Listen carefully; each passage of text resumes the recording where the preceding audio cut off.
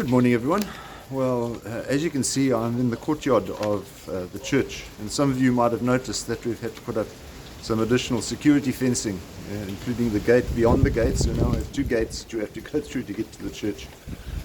Sadly, a result of vandals having stolen some of the cabling within the church, which cost us a lot of money. So we have been having to spend more money putting more security up to make sure that the place is secure. But unfortunately, we live in the world and not, and we have to live of the world sometimes. Things that go on around us.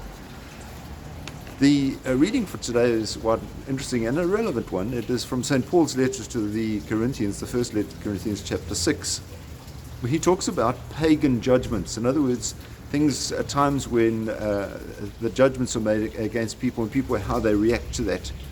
And it occurred to me, well, a lot of people are very sensitive to pagan judgments. It's not so much a question of how sensitive they are to God's judgments in God's time. It occurred to me that often the law courts will determine a guilt of a person. And it fascinates me that if a court finds you guilty or if a judge finds you guilty, you're deemed guilty whether in fact you committed the crime or not. Because they would say, we have decided you have committed the crime, therefore you've committed the crime. So, you've deemed that I've committed the crime, and I've been found guilty of the crime. But as you would find within a prison, majority of the people say, but I still didn't do it. But maybe you didn't.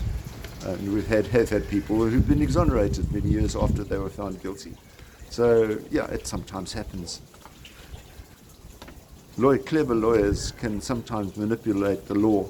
As we know, within our times, there are places where politicians, just a trend, maybe politicians, have done things, and people have got very clever lawyers then to come in and argue the law against the action. And they will manipulate things around there and make sure that the person is deemed not to have committed the crime, or else the circumstances against the allegation are not justified enough to be able to be found guilty.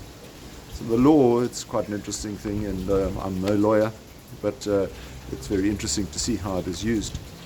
I think what we ultimately need to be aware of is that we are answerable to God. That is the only law that we should really be worried about. And have a look at how that law fits in with the laws of the country.